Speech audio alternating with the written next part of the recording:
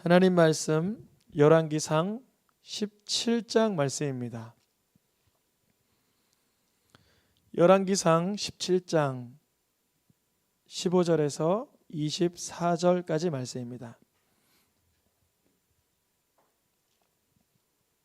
열왕기상 17장 15절에서 24절까지 말씀 한 절씩 교독하여서 읽겠습니다.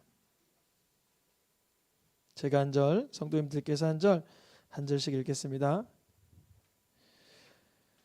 그가 가서 엘리야의 말대로 하였더니 그와 엘리야와 그의 식구가 여러 날 먹었으나 여호와께서 엘리야를 통하여 하신 말씀같이 통의 가루가 떨어지지 아니하고 병에 기름이 없어지지 아니하니라. 2일 후에 그 집 주인 되는 여인의 아들이 병들어 증세가 심히 위중하다가 숨이 끊어진지라.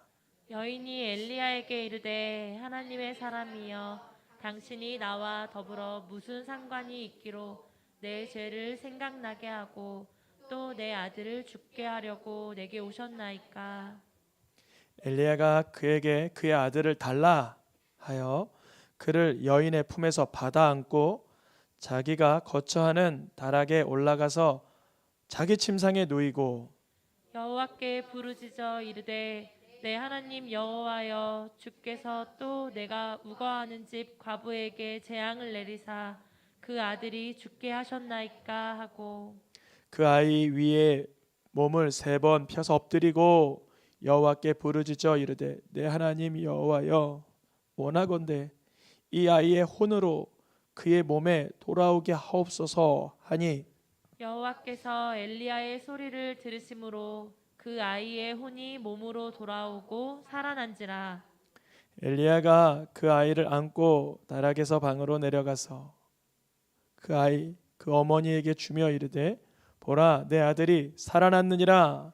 여인이 엘리야에게 이르되 내가 이제야 당신은 하나님의 사람이시요 당신의 입에 있는 여호와의 말씀이 진실한 줄 아노라 하니라. 아멘. 여러분 서로를 바라보면서 다시 살아나신 예수님을 기뻐합니다. 이렇게 인사하면 좋겠습니다. 다시 살아나신 예수님을 기뻐합니다. 우리의 일상 속에서 아주 평범한 일상 속에서 예수님이 다시 살아나심이 우리의 잔잔한 기쁨 되기 원합니다. 그것이 신학적이나 신념 관념적으로만 이상학적으로 머무는 교리가 아니라 예수님이 다시 살아나신 그 사실이, 그 역사가, 그 능력이 일상에서 영향력 있게 펼쳐지기를 축복합니다. 우리 4월 설교 시리즈 첫날이면서 오늘은 무슨 주일이에요? 부활주일. 여러분 가정에서 예배드리고 직장에서 예배드리는 우리 성도님 영상으로 예배드려도 이렇게 질문에 화답해 주시면 예배드릴 때 아주 좋습니다. 오늘이 무슨 주일이에요? 부활주일입니다. 그러면서 4월의 첫 주입니다. 오늘 첫 주로부터 시작하면 항상 그 달의 전체 주제를 한번 전체로 스크랩하고 스케치를 하고 우리가 지나가죠. 오늘 4월 첫 주 다 함께 4월의 주제를 읽어보겠습니다. 시작. 다시 살아나는 봄. 여러분 모든 삶의 영역에 되살아나는 기적이 부어지기를 축복합니다. 살아나는 봄. 원래는 다시 살아나는 복 이렇게 하려고 그랬어요. 다시 살아나는 뭐요? 복. 다시 살아나는 복 그러려 했는데 예수님을 처음 믿거나 교회를 처음 나오시거나 이 영상을 처음 접하는 분들은 다시 살아나는 복보단 다시 살아나는 이 계절 봄 하면 정서적으로 감성적으로 더 편안히 와닿을 수 있어서 주님이 이러한 주제로 바꿔주셨습니다.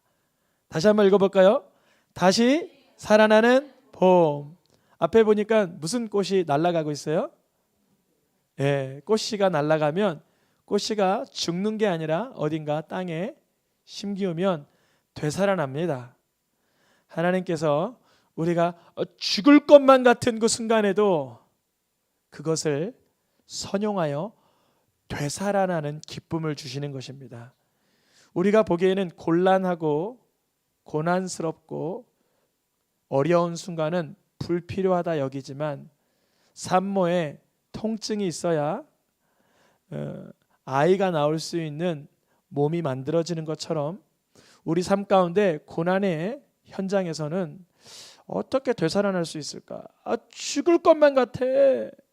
정말 내가 죽을 것만 같아 하는 순간에 우리를 죽지 않고 다시 살아나도록 하시는 하나님의 그 시즌, 하나님의 계절을 경험하길 축복합니다. 이달 말씀의 주제 말씀을 하단에 있는 말씀 읽어볼까요? 시작. 내가 전한 복음대로 다윗의 씨로 죽은 자 가운데서 다시 살아나신 예수 그리스도를 기억하라.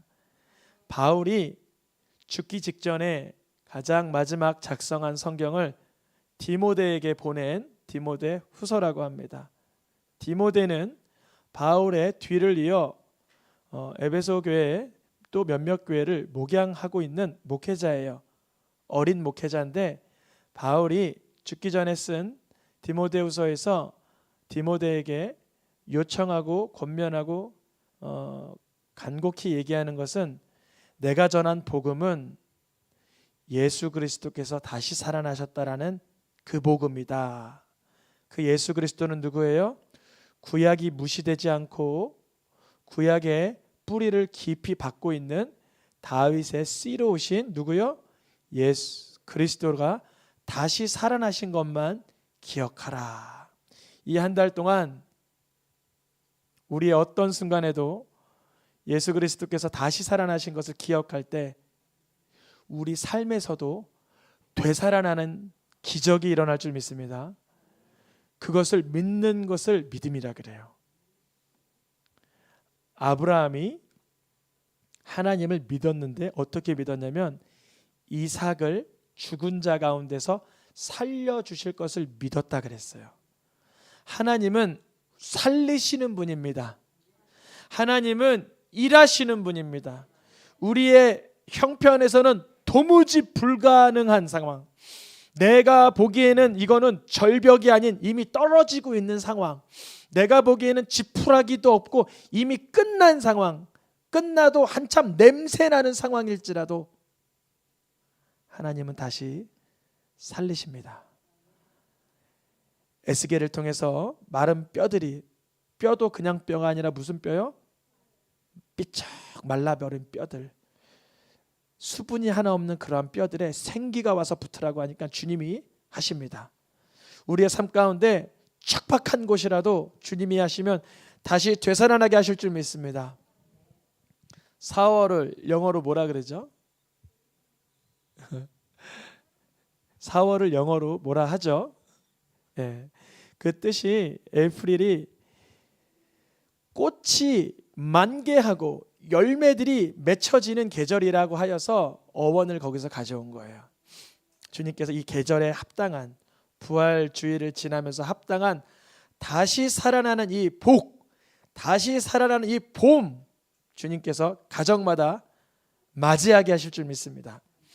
이번 달은 사주가 있습니다. 오늘의 말씀의 제목은 다시 살아났다, 예수님이 다시 살아났다, 이것이 오늘의 제목이면 다음 주는 읽어보겠습니다. 다시 살아나는 성도. 여러분, 성도는 왜 다시 살아나야 될까요? 거기서 결판 나는 거예요. 죽을 것 같은 순간에 죽으면 성도 아니고요, 죽을 것 같은 순간에 다시 살아나면 그는 누구예요? 성도. 다니엘 사자굴에서 살아나고, 다니엘의 세 친구 불구덩이에서 살아나고, 히스기야 죽을 것 같은 병세 들었지만 15년을 연장받고 우리의 삶 가운데 되살아나는 경험이 있어야 성도인 거예요.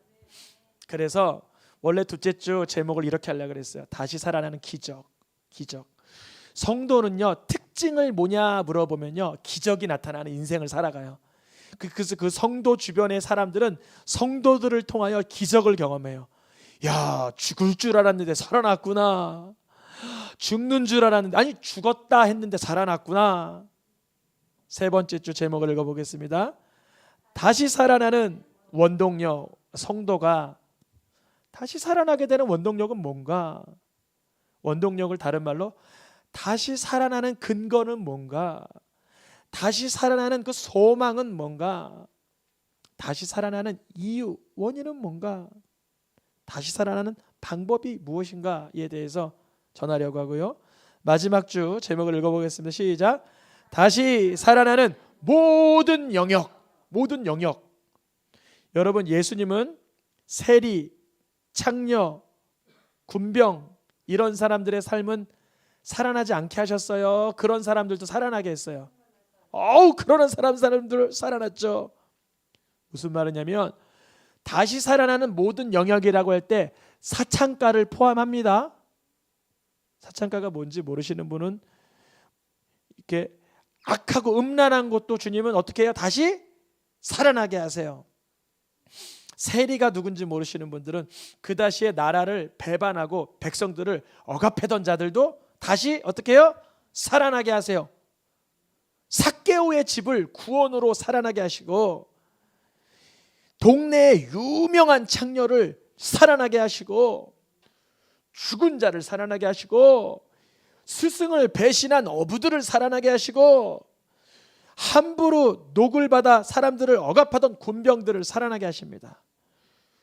내 직장, 내 사업장, 내 일터, 내 학업, 나의 일상생활은 참 하나님 보시기에 부끄러운데 괜찮습니다. 그게 시작이에요. 내 직장에 여전히 하나님 미워하는 음란물이 있습니까? 하나님이 미워하시는 술이나 담배가 있습니까? 하나님 싫어하는 세상적인 도박이나 게임을 하고 있습니까? 하나님 미워하는 어떤 탐욕스럽고 탐심스러운 심령이 있습니까? 괜찮아요? 뭐가 괜찮냐?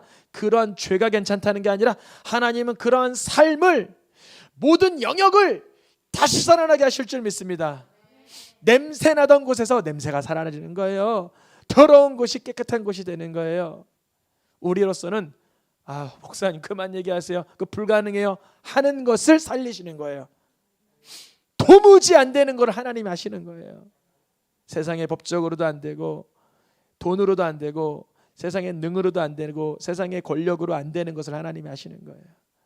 하나님이 하시는 다시 살아나는 능력을 마음껏 누리는 4월 되시기를 축복합니다. 서로 바라보면서 다시 살아나는 4월이 되시길 축복합니다. 관계가, 건강이, 물질이, 신앙이, 직장이, 사업이, 학업이, 만남이, 진로가 모든 영역을 다시 살아나게 하시는 거예요. 놀라운 주님이 이 한 달의 주제를 주셨어요. 저는 이 주제를 받고 너무 두근거리는 거예요. 너무 떨렸어요. 어떻게 살아나게 하실까? 어떻게? 그런데 징조를 보여주셨어요. 징조를. 이미 몇몇 성도님 또 몇몇 이들에게서 새롭게 살아나는 능력을 이미 이루시고 계십니다. 주님이 살리시면요 하십니다. 마리아 마르다가 냄새난다고 절레절레 해도 주님은 하십니다. 주의 말씀에 순종하면 주님이 역사하십니다. 오늘 말씀, 아니 목사님 부활주일인데 왜 예수님 살아나신 말씀 안 하고 열왕기상까지 넘어갔어요? 이렇게 의문이 나시는 분 있으시면 괜찮습니다. 끝까지 가면 예수님의 부활하신 능력으로 나타납니다. 오늘 본문의 내용으로 들어가겠습니다. 하나님의 말씀 그대로 하니까 먹을 것이 어떻게 됐어요? 끊어지지가 않았어요. 여러분, 본문 오늘 사르밧 과부 엘리야와의 만남, 이 이야기예요. 유명한 말씀이니까 자세한 설명을 간단히 하겠습니다. 이 사르밧 과부는 수년 동안 비가 안 오니 흉년이 들어서 가뭄으로 인하여 괴로웠어요. 근데 엘리야가 그에게 찾아왔을 때 그 가뭄 가운데, 여러분 잘 들으세요, 남은 게 하나 있었어요. 뭐가 남았을까요? 순종하는 믿음이 남았어요.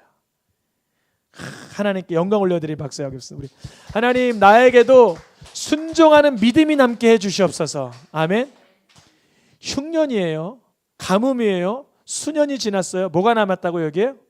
순종하는 믿음이 남았어요. 지금요, 먹을 것이 없고요, 입을 것이 없고요, 마실 것이 없어서 곧 죽으려고 한다 그랬어요. 이 사르밧 과부가 엘리야를 만났을 때 이랬어요.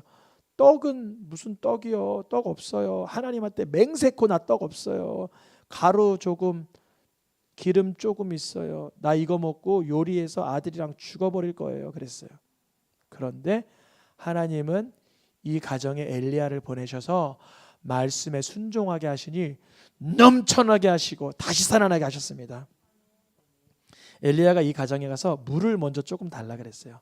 물 좀 주세요. 뭐 줄 수 있잖아요. 아무리 가뭄이지만 그 조금 뭐 못 주겠어요? 그렇다가 갑자기 과부여, 당신 손에 있는 떡을 좀 주세요. 그러니까 사르밧 과부가 하나님의 살아계심을 두고 맹세합니다. 난 떡이 없어요. 얼마나 절박한 상황이면 맹세까지 했을까요? 그럴 수 있어요. 수년 동안 가뭄이 들고 흉년이 들고 먹을 것이 없으니까 그렇게 표현할 수 있죠. 하나님 앞에 맹세코 나는 먹을 것이 없어요. 그런데 남은 게 뭐였냐면 가루 조금, 기름 조금 그랬어요. 엘리야가 그걸로 떡을 만들되 나를 위해 먼저 조금 갖다 주고 그리고 먹으라고 요청을 합니다. 얼마나 미웠을까요? 선지자라고 와가지고 하는 말이 나를 위해서 떡 좀 달라 그러니까 얼마나 싫었을까요? 우리가 하나님 앞에 고난당할 때 하나님께 드리는 거, 하나님 편에 헌신하는 게 내 속에서 싫을 때 있어요. 여러분, 말씀에 순종하시기를 축복합니다. 사르밧 과부에게 남은 게 뭐가 있었다고요? 드디어 말씀에 순종하는 자세가 남았어요. 말씀에 순종하는 믿음이 남았어요. 이것을 시편에선 이렇게 말합니다. 시편 말씀을 같이 읽어볼까요? 색깔로 표기된 것만 읽어보겠습니다. 시작. 주의 말씀대로 나를 살아나게 하소서. 여호와여, 주의 말씀대로 나를 살아나게 하소서. 내 영혼이 지금 바닥에 내리쳐버렸고 나의 고난은 죽을 것 같이 많지만 말씀이면 날 살릴 수 있습니다. 이 자세가 있는 거예요. 여러분, 이게 엄청난 능력이 있습니다. 우리 삶에 완전히 진흙탕에 진토에 짓이기는 것 같은 순간이 있어요. 그때는 나 죽은 거구나 해서 어떤 사람은 그러잖아요. 냉동창고에 들어갔다가 냉동고가 돌아가지도 않는데 얼어 죽었대잖아요. 왜 그랬을까요? 두려움이 그가 난 얼어 죽는다라는 생각으로 얼려 죽인 거예요. 이미 냉동고는 가동 안 된 지 오래됐어요. 우리의 삶에 이미 엄습하고 있는 문제 중에 떠나간 문제가 있어요. 근데 우리는 여전히 붙들고 두려워해요. 그 문제를 가지고. 여러분, 말씀이 살아나는 능력이 있음을 신뢰하게 축복합니다. 우리 삶에 분명히 고난이 있죠. 진토가 있죠. 그러나 말씀은 그런데 살린다는 거예요. 그게 바로 오늘 부활주일 말씀대로 사는 사람은 하나님이 반드시 살리신다는 믿음이에요. 그러니까 예수님은 살아나신 거예요. 예수님 말씀을 이루셨기 때문에. 이 사르밧 과부가 하나님의 말씀에 순종하니 통에 가루가 떨어지지 않고 병에 기름이 없어지지 않은 놀라운 기적으로 이제 풍족한 집이 됐어요. 하나님께 영광 올려드리기만 남았어요. 그런데 하나님의 말씀에 순종했던, 그래서 풍족해진 이 가정에 어려운 일이 발생했는데 아들이 병들어 죽은 거예요. 여러분, 집에 경제적으로 어려운 게 더 힘들까요? 사랑하는 아들이 병들어 죽은 게 더 힘들까요? 저는 아이를 낳고 키워보니까 후자예요. 뭐 앞에 게 더 어려우신 분들도 있겠지만 난 먹을 게 중요해, 난 입을 게 중요해, 난 돈이 더 중요해. 그래서 막 자기 아들까지도 막 보험금 타려고 나쁘게 하는 사람들도 있긴 하지만 이 시대에, 그러나 일반적인 양심 수준의 상황에서는요, 못 먹는 것보다 더 힘든 건 내 자식이 먼저 죽는 거예요. 그것도 병들어서요. 사르밧 과부가 너무 괴로워하고 있어요. 근데 여러분, 먼저 사르밧 과부가 엘리야 만나기 전에 원래 죽으려고 했잖아요. 기억나세요? 엘리야가 저 멀리 다가올 때 이렇게 말했었어요. 나 아들하고 음식 만들어 먹고는 죽어버릴 거예요. 그랬었어요. 이미 사실 마음으로는 죽었던 자예요. 근데 하나님의 풍족함을 경험하고 나서는 내 삶의 죽음의 문제가 정서적으로나 이성적으로 직면하게 되니까 너무나 고통스러웠던 거예요. 하나님의 은혜로 순종하여 넉넉히 되었지만, 부족함이 없는 가정이 되었지만, 이제는 누구도 피할 수 없는 죽음의 문제를 맞닥뜨린 거예요. 이 순간 엘리야가 하나님께 부르짖습니다. 하나님께 하나님 살려주세요 그러는 거예요. 엘리야가 살려주세요 그래요. 그러니까 그 아들의 몸으로 죽었던 혼이 다시 어떻게 돼요? 돌아오는 거예요. 이런 일을 우리 새생명교회가 후원하고 응원하는 영국 런던 목양교회에 송기호 목사님도 처음 예수님을 인격적으로 믿을 때 경험하셨대요. 죽었는데 통곡을 하는데 성도들이 살려달라고 기도하니까 혼이 돌아와서 살아난 경험을 했대요. 엘리야도 경험하고 엘리사도 경험하고 베드로도 경험하고 바울도 경험하고 송기호 목사님도 경험하고 우리들도 경험하게 하실 줄 믿습니다. 그러니까 오늘 성경에서 말하고 있는 죽은 자가 살아나는 공통 분모가 하나 있는데 그게 뭐냐면 성경에서 한 10번 정도 죽었다가 살아나는 사건이 등장하는데 그 중에 공통 분모는 뭐냐면 하나님께 기도했더니 하나님이 살리셨다는 거예요. 이 공통 분모예요. 우리 삶 속에서 하나님이 살리신다는 것을 경험시켜 주십니다. 사르밧 과부 오늘 본문의 주인공도 엘리야의 기도로 살아났고 수넴 여인의 아들도 엘리사의 기도로 살아났고 나인성 과부의 아들도 예수님의 관 위에 손을 얹고 선포하심으로 살아났고 회당장 야이로의 딸 12살 된 외딸도 예수님의 선포로 일어나라 하니까 살아났고 성경의 모든 경우가 하나님이 살리신 경우예요. 우리의 삶 속에서 하나님이 죽은 것 같은 상황을 살리는 경험을 누리시길 축복합니다. 근데 성경에요, 죽은 자를 살리는 경우가 있고 죽을 뻔했던 사람들을 살리는 경우도 있어요. 이 두 번째 케이스로 잠깐 넘어올게요. 죽을 뻔했다가 살린 사람이 누구냐면 히스기야. 죽을 뻔했다가 살린 사람이 누구냐면 요나. 요나는 바닷속에 빠져 죽을 뻔했는데 누가 살렸어요? 큰 물고기가. 하나님이 보내셨다. 그죠? 히스기야는 어떻게 살아났어요? 이사야가 방문해서 하나님이 내 기도 들었다. 너의 기도, 너의 회개 기도 들었다 하니 연장받잖아요. 죽을 뻔했다가 살아난 사람. 그런데 이제 조금 더 나아가 볼게요. 죽을 뻔하지도 않고 죽지도 않고 사람들 보기엔 살아있는데 죽었다라고 생각하는 사람이 있었어요. 누구냐면 바로 탕자였어요. 탕자가 아비 재산을 허랑방탕하게 허비하고는 창녀들과 놀아나고 쥐염 열매까지 먹는 바닥에 치닫는 인생을 살 때 그의 모습을 그 탕자의 아비는 사랑하는 마음에 지금 내 아들은 죽은 자와 같다라고 생각하고 있었어요. 내 아들이 누군가와 같다고요? 죽은 자, 죽은 인생인 거예요. 이미 살아있고 죽을 뻔한 것도 아니고 살아있는데 죽었다라고 보는 거예요. 죽었다. 왜 그럴까요? 살아있는데 죄만 짓고 살아있는데 하나님 미워하는 삶만 살고 살아있는데 하나님을 경외하지 않고 인정하지 않는 삶을 죽었다라고 인정하는 거예요. 그래서 오늘 본문 열왕기상 17장 말씀과 누가복음 15장 탕자의 말씀을 같이 본다면 이렇게 되어 있습니다. 보라! 사르밧 과부여! 사르밧 여인이여! 내 아들 살아났습니다.